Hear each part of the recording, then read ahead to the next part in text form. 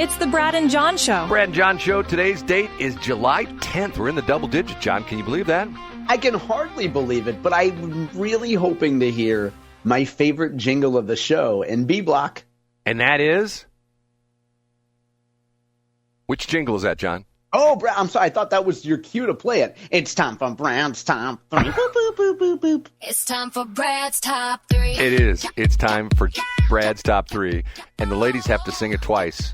Go ahead. It's time for Brad's Top. And we start off with... It's number 3. John, do you know who they call the Obama Bros? Have you heard this term before, the Obama Bros? No. Or would it be referring to... Remember when he made that talk toward the end of the election, and he talked about the fact that we need the brothers to come out and support Kamala?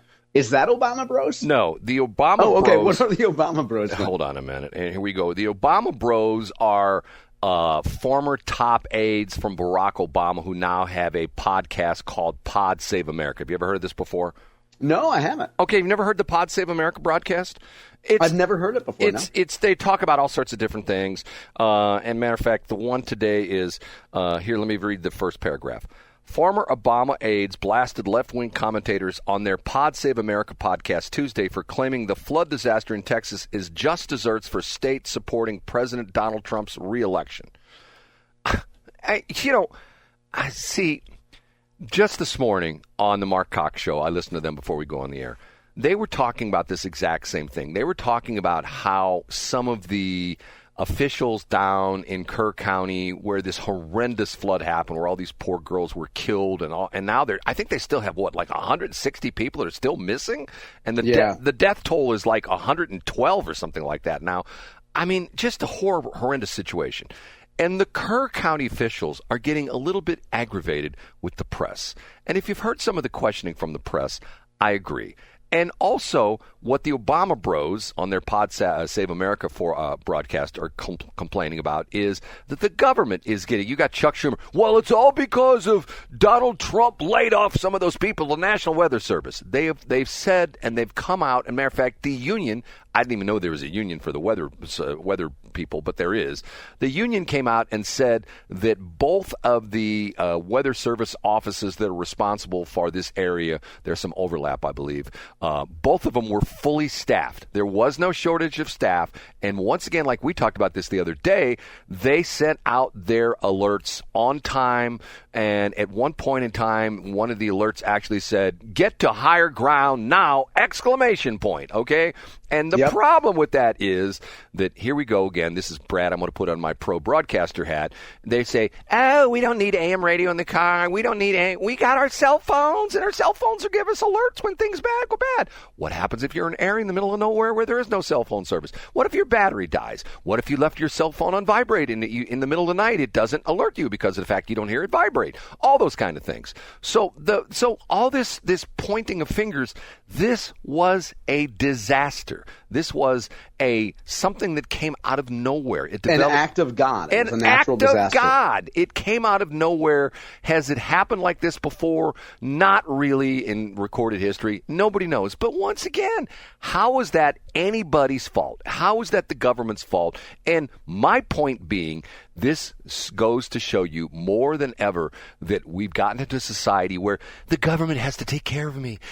Everything I do in my life, the government has to take care of me. Daddy government, right? As probably our favorite listener likes to say, Brad. Right. They have to make sure that there's no food coloring in my food, red dye number 40. Right. It's making my kid hyperactive. Right. There's nothing in my cornflakes that's making my hair fall out. Stuff like that. Come on, take some responsibility for yourself. This was an act of God. And even the Obama Bros, who are pro-Democrat, they're super left-wing guys, they're even saying, okay, enough is enough. And when they say that, you know what that means, right, John?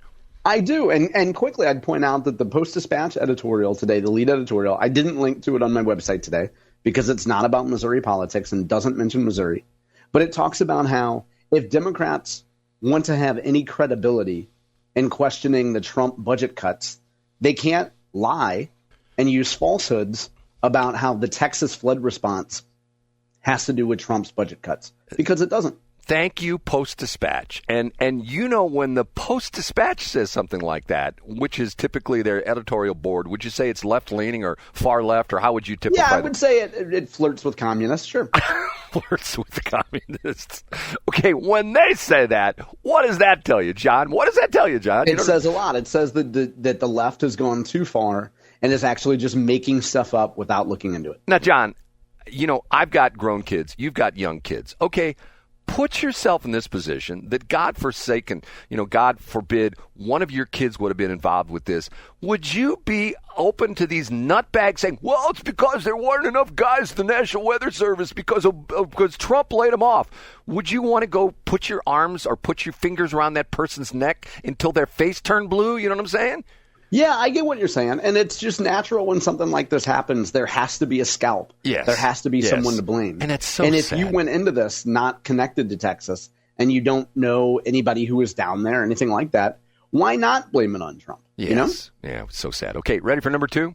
I sure am. It's time for Brad's number 2. It's time for Brad's number 2, and the time is right now.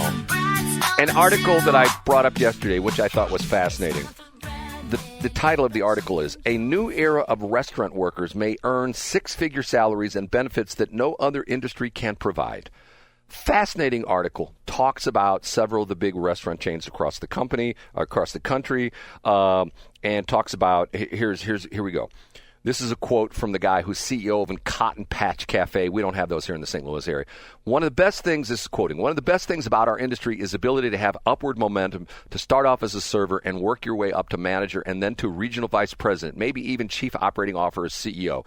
This guy talks about, he says, and he further goes on to say, the goal for me is that we have enough benefits where 100% of our staff are taking advantage of something, which means that they've covered a good dynamic group. He says, but I think that's the way you have to really kind of think about the benefit offerings to your team now. He goes on to talk about, this is National Restaurant Association says that restaurant job growth has slowed in recent months, but the industry added 6,500 jobs in June as reported to U.S. labor standards, blah, blah, blah, blah, blah. Through positive employment growth expected through 2025.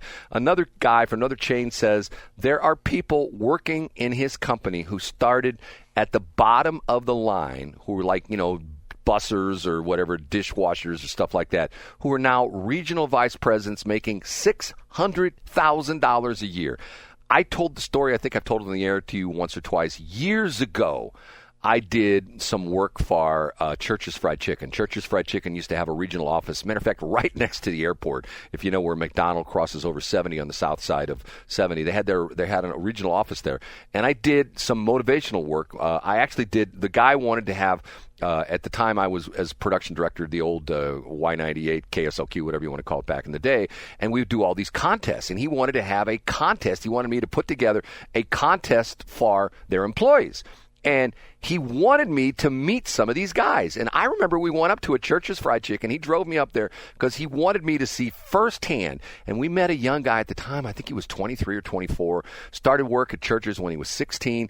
He owned that store. He was in the management. He moved his way up through the ranks and essentially had got into their program where if he hit certain goals at stores, first off he was a worker, and then he was a this, then he was that, and then he was an assistant manager, then a manager. And if he hit certain goals as a manager, he would ultimately get his own store. There is tremendous upward mobility in the restaurant business.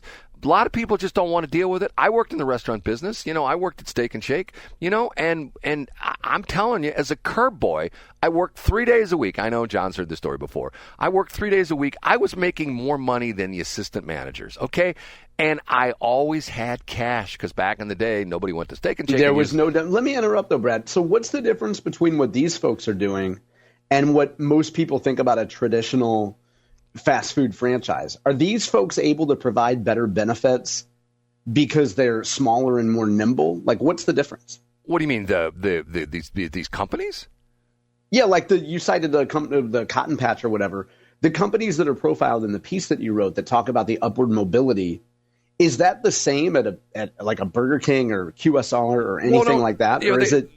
Are these smaller operators doing well because they're smaller? Well, no, these are not necessarily smaller operators. We don't have the Cotton Patch here, but they talked about Darden, which is one of the big companies. Oh, wow. Darden's huge. Okay, right, and Darden owns Applebee's, right? No, I don't know if they own Applebee's. They own or Chili's. They own Well, they used to own Landry's, I think. Yeah, but their big one is what's the Italian place? Breadstick place. You know what I'm talking about?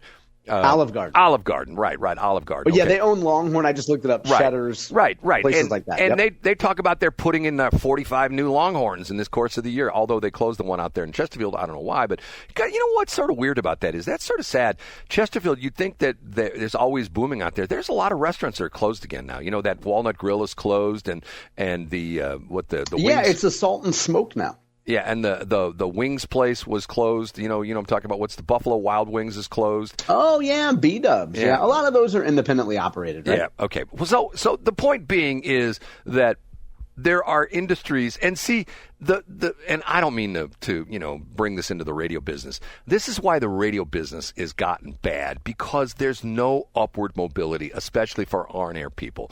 It's a caste system. We've talked about this before.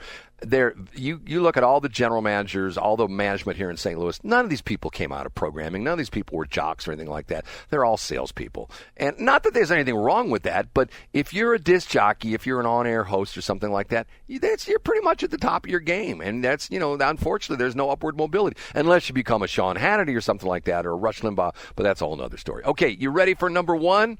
I can't wait, Brad. Okay. And now, big finish, Brad's number. John, I will have to admit, this is sort of a redo of yesterday's Brad's Top 3, because, unfortunately, have you ever watched a video that you wished you wouldn't have watched? Sure, I have, yeah. Okay. Yesterday on the air, when you were talking, I didn't realize you were married to your phone that much. I sent you a picture. We were in A Block, and I sent you a picture, and you said, "Why did you just send me this picture of this ugly woman?" Or whatever you said, okay? Yeah, I didn't say it like that. Brad, hold on. Don't tell me you watched the DWI video. Oh, my God. Did you see this? Of Mary Lou Retton. No, I haven't watched it. For the reasons that you wish you hadn't watched it, I didn't watch it, Brad. Okay. Mary Lou Retton, there's a mugshot picture of her. She got arrested for DWI. And I'm telling you, she looks like she's like 80, right? I mean, she looks. Yeah. And I looked it up, Brad. She's like 55, I want to say, 57 maybe? 57 years old, okay? 57 years old. Okay, this is the actual, and this is the interesting part of, remember when the civil rights activists, most of them were saying, we need body cameras for the police. And why did they want it, and what happened, Brad? Well, they wanted it because they wanted to show that the police were just beating the hell out of everybody, and they were terrible, and they were kicking people, and they were whacking them in the heads with their nightsticks. What did it end up showing? It showed that the police, 95% of the time, were doing their job properly, and it showed the scumbags who were like trying to kill the police, trying to knife the police, trying to shoot the police, trying to run over the police, trying to lie to the police, and it showed just the opposite of what the civil rights people going, we're going to show that the police are out to hassle black people, and they're just trying to hassle up, and what come out most of the time, the police are cordial, they're professional, they're doing trying their job. To de-escalate. Brad, how bad was the Mary Lou video? Oh my God, it's so sad. It's so sad. The video starts after they've done the field sobriety test. And first off, I forgot how small she is. She looks like a kid. I mean, physically, she looks like a kid. Yeah, as a gymnast, she's pocket size, right? She's probably, 4'10"? I looked it up online. You're close. She's 4'9", okay? Wow, okay. This is the sad part of it is she is like in an altered universe. If she said, oh, my God, once, she said, oh, my God, 42 times. The police are trying to explain to her, and she won't take the breathalyzer test. This is the interesting thing. And they explained to her, ma'am, you've already flunked the field sobriety test. You flunked it twice or whatever they said. And we have to do one of two things. We either have to, or I think one of three things. We have to give you a field breath test, or we have to take you into the station and give you a breath test, or we have to get a search warrant issued, and we have to get a blood draw. And she's going, oh, my God, oh, my God, oh, my God. Okay, the bizarre part of this is I'm looking at the video and I'm going, like, is she on oxygen? Did you know this part of the story, John? No. She is on oxygen. No. What does she have? Some kind of what's her health issue? I don't know. They never said. She's got the little tube in her nose and the whole bit. And then and it gets worse, and this gets worse.